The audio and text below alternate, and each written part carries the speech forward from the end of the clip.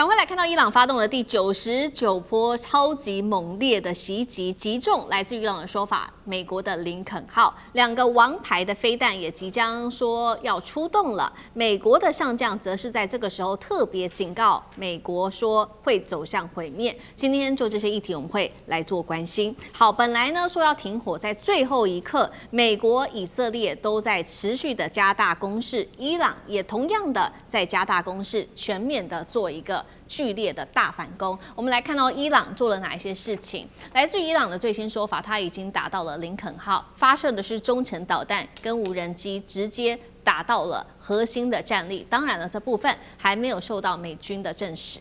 伊朗也说了，他打的就是在美国的石化企业跟他的石化设施，剑指全球的油价跟供应链，恐怕都要一起陪葬了。接下来看到的是他出动的海巴尔导弹，齐射以色列的中部、南部还有内陆，全面覆盖超过30个目标，针对这些目标同时做开火。再来就是以色列的军事的设备，包括它的运输船也被击中了。最新消息，波湾地区全面拉起警报，多国在这个时候赶快启动他们的防空系统。以色列也再度的侦测到了来自于伊朗的飞弹来袭。最关键的事情是，伊朗到现在还有一款是从来没有过曝光的这一款飞弹，打击能力是达到过去2倍的飞弹，这个叫做联装飞弹发射器哦。说这个战力比过去都还要更强，也就是说，伊朗的战力到现在还是远远没有见到底部。而且最惊人的消息是，大家还记得吗？这个国防部长曾经赫格塞斯要求美国的陆军参谋长乔治上将呢自己离职，或许是内部有什么不和结果呢，确实这个乔治离职之后，就立刻跟媒体大爆料，在他离职的一个小时之后，他就跟媒体说了，我们国家正在被一个疯子带领伟大的美国军队走向毁灭。这是来自于乔治上将最新的一个说法。好，所以节目一开始也请教干哥了。伊朗它的第99波最新攻击直接锁定林肯号，是要准备集成航母的一个节奏吗？伊朗的战力是现在把美军已经逼到极限了吗？再来就是我们针对于乔治上将他所说的这些话，说一个疯子带领伟大的美国军事走到了毁灭，您又怎么看？其实我跟你讲，我们一直在提醒自己，事情还没有到最严重的地步，但它会不会发生？很可能会。光是看将使用未曝光的武器能够达到过去的2倍的威力或是射程，提醒大家一下，上个礼拜我们不是在讲吗？它竟然可以从哪里呢？它可以从波斯湾打到迪耶戈加西亚，也就是孤悬海外的印度洋美军基地，上面都是 B-52轰炸机 ，B-2 也是在那边落脚的，加油机也在那边落脚的。竟然可以从荷姆兹的上面打了一枚过去，原来它已经飞到了3800公里之外，那就是代表你只知道它有2000公里的飞弹，现在它有4000公里，它有4000公里就会有5000公里，它有5000公里就会带核弹头，只是你不知道而已。所以这些事情都是在情报单位的预料之外，也是在世人的眼光之外。他在悄悄进行，我们不知道伊朗到底他的能力达到什么样的地步，但是最重要的是什么？最重要的是有人看出这个问题了，所以他制止。他制止的结果是什么？我坦白跟你讲，你滚蛋 ，You out。这个人叫做美国陆军参谋长 Randy George。Randy George， 你知道他多大胆，你知道吗？他其实在好几个月前准备要攻伊朗的时候，他就已经跟赫格塞斯讲说不行。对，他跟赫格塞斯讲说不行，你不能够上伊朗的国土，那美军子弟要付出很大的生命代价。注意 ，Randy George 的身份是陆军参谋长，他就等于我们在抢救雷恩大兵的电影里面看到的马歇尔上将是一样的，就是在80年前，马歇尔上将，老实讲一句，他是美军的第2号人物，他仅次于艾森豪将军。为什么？因为他的角色非常重要，他要居间联络，而且他还要照顾美军的这些子弟，然后呢，他还要能够达到上级的要求。所以乔治上将他的地位，你知道吗？乔治上将他打过什么战争？你讲得出来的，全部都打过。伊拉克战争、海湾战争阿富汗战争他全部都打过，他是老兵。结果呢，他61岁的这个上将被45岁的排长给赶走。45岁的排长是谁？就是国防部长赫格塞斯。这个赫格塞斯他竟然，我想他很简单，我今天要这个执行主子的命令，就是川普的命令，我准备要这个派地面部队上去。他说 no no no， 绝对不行。好了，你再跟川普唱反调，我就直接准备把你给干掉。再来还有什么？再来我讲出来，大家会吓一大跳。他们争执点不是美军派兵，这只是这个起头点。导火线是在什么？导火线是在最近要晋升2名黑人少将、2名女性少将的时候，被赫格塞斯打回票了啊？为什么？我就是种族跟性别的歧视者，怎么样？你咬我，我是国防部长。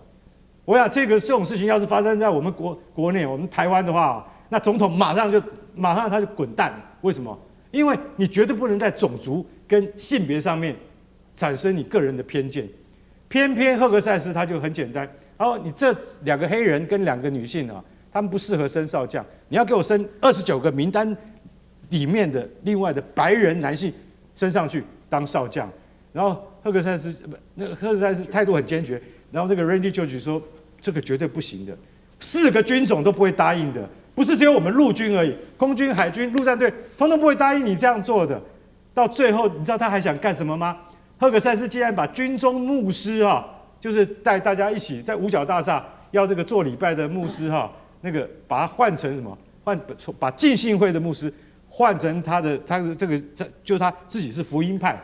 他找了福音派的那个牧师，叫做威尔逊。威尔逊来干嘛？威尔逊说，威尔逊他是强调白人男性至上主义，然后把女性的投票权要拿掉的，这还得了？所以大家就知道说，那个人疯了，是那个 Randy George 讲的。他说那个人疯，那个人指的又是川普又是赫格塞斯，因为他们2个人是一个鼻孔出气的。是好，那同样一个问题，岳老师又怎么看呢？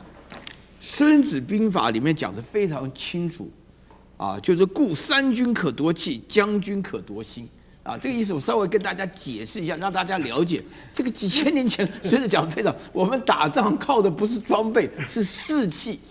因为目前为止的话，你现在就是市民在问说疯子是谁？疯子他说得很清楚就是川普加海格塞斯嘛。这2个人不但是疯子，而且是废物。那个 George 的话呢，军人不好意思讲是废物，只好说是疯子。这个就是将军可夺心，将军都没有心思了，对不对？而且就像样的。然后这个海格塞斯的话，不晓得有没有当过少尉搞不好我就少尉嘛，就有这种程度嘛，我们就这种程度。那海格塞斯本身来讲，居然把人家的上将，对不对？就叫收滚蛋，而且极其羞辱，提早退休。那我现在讲的话呢，我讲到那个美国现在的话呢，首先第一个，他的士气非常差。这士气差可以看得出来这个是非常明显，因为你的本身出发点就不正确嘛，你又贪又偷的。那美军原来的形象是很正面的，现在弄成一个帮派，就是你刚刚讲的，一直刺龙刺凤的，什么都是黑道大哥。然后第二点的话呢，伊朗的士气倒是非常兴盛对不对？伊朗那边的话呢，那个他们的总统佩德强，他们本身会认为说是原来对美国有好感，现在发觉你根本就是恶蛋，对不对？那根本就不用考虑了现在伊朗人宁可死也不要这种情况下。然后第3点的话呢，我觉得全世界人都眼睁睁的看，大家都吓了一跳美国的领导中枢疯了一样对不对？你挣钱换将，而且换将的理由是他叫你谨慎再谨慎，那你居然讲你要考虑不要撤兵，还要登陆，那你这样子还得了吗？对不对？所以呢，现在就士气来讲，我们今天在座的，听完我们的分析以后，大家心里都觉得伊朗一定要撑下去，伊朗要加油。很自然因为这么大欺小，对不对？你靠你武器要抢人家东西，我们也不允许这种事情发生的。对，所以我觉得伊朗最好就是把美国打败。美国这样的士气搞下去，过2天搞不好，我们台湾都可以把美国打败了。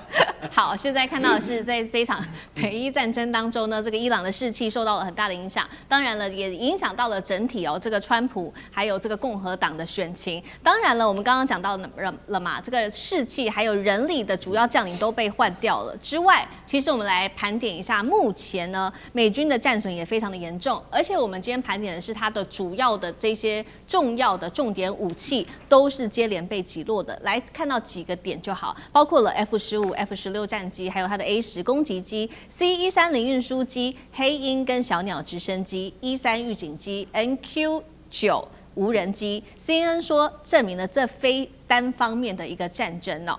那更大的问题是，这背后是否有这个大国之间的博弈，也就是代理人战争呢？现在说这个伊朗接受到了非常多是来自于俄罗斯跟中国的武器来提供给他们。我们先来看到针对俄罗斯是乌克兰的情报说的，俄罗斯提供给伊朗的是卫星情报，精准的可以锁定中东的军事能源设施。那么也列出了他可以看得到以色列55处的关键设施清单。俄罗斯也在荷姆兹海峡的周边部署了6艘潜舰，包括了2艘是核动力。至于中国大陆的部分提供了什么呢？现在说有提供中国制的先进波段雷达，可以侦测美军的战机，这也是为什么先前 F-35逆中战机可以被锁定，而且被伊朗击中，到底是否涉及到中俄在背后做所谓的大国代理人战争？委员又怎么看？对啊，这个大家一直都在讲说美军的神话。那么经过了这38天之后，美军的神话就像刚才干哥讲的，已经变成美军的笑话。就原来这场战争就是宗教战争，十字军东征了。你光看到现在赫格塞斯用这种神权的方式去统御他的部队，然后你还去骂人家伊朗是神权政权，那你美国不是一模一样的事情吗？连教宗都看不下去了，连教宗都出来批判了，结果美国还在玩这种把戏，所以美国自己把美军神话变成了美军笑话了。那这38天变成白打了，就到今天此时此刻，如果真的就停战了，这38天完全白打，因为不但是退回开战前，而且我刚才讲还倒退100步开战前还没发生的事情，全部美国通通都让得干干净净，取消了制裁，这个同意伊朗拥有浓缩铀，然后同意他持有荷姆兹海峡，这些东西通通在开战前本来是没有的事情没错，就现在通通都拱手让出了。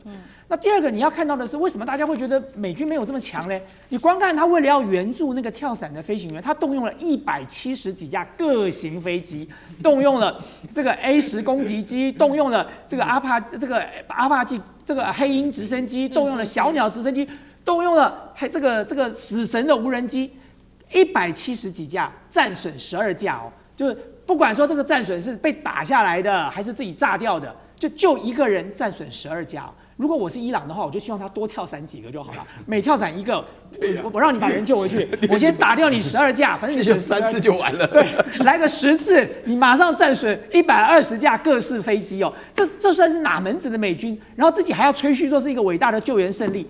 那这场战争，我觉得最主要的目的是，最主要美国会吃瘪的另外一个重要的原因，除了他因为师出无名之外更重要的一点是，伊朗花了20-30年准备了。伊朗是一个有计划的、多层次的、分阶段的剧本所以从一开始我们不断的强调，他用廉价的低阶的像无人机飞导弹去消耗掉对方的防空飞弹，然后去摧毁对方的雷达节点。然后接下来呢，他才进入下一个阶段，好整以暇的端出他真正厉害的武器。到现在为止，最厉害都还没有拿出来所以先前在开打的时候，很多人都在说，伊朗不是有那个极音速飞弹吗？高超音速飞弹怎么不拿出来用？甚至还有很多人说，伊朗根本就没有原来伊朗是骗人的。结果现在有没有？伊朗现在才要拿出来而且他现在这种分阶段式的剧本让美国根本没有办法应付了。那当然，我认为中俄在背后有给他支撑。除了我们刚才看到的，你说俄罗斯部署了6架潜舰，其中有2艘是这个核子动力潜舰，在荷姆兹海峡，为的是什么？我认为俄罗斯要表的态度是说，如果你美国跟以色列真的敢用战术核武去摧毁伊朗的文明，我就用战术核武去摧毁以色列就是大家来，只要你敢动这个，我就动这个了。所以其实我认为俄罗斯扮演了一个非常重要牵制的角色在那里你让美国跟以色列不敢随便的这个妄动了那你更不要讲说在这个情报分享，其实中国大陆跟俄罗斯这段时间给伊朗的情报分享给得很充分，所以伊朗打得越来越准对，越来越准。那么再加上俄罗斯提供了伊朗的飞弹的这个基本的原物料，中国大陆提供了这个伊朗的无人机的这个零件那更不要讲说现在大家在怀疑哦，你说到底中国大陆跟俄罗斯有没有提供防空系统给伊朗，现在都很难讲哦。那么伊朗我刚才说过，它是一个多层次分阶段的剧本，剧本还没有到最后阶段，它其实还没有把压箱宝拿出来。好，谢谢委员。那我们休息一下，马上回来。地缘政治、美中之争、战略价值、强权崛起、小国生存。现在与未来，洞悉事件走向，掌握世界脉动，全球观点尽在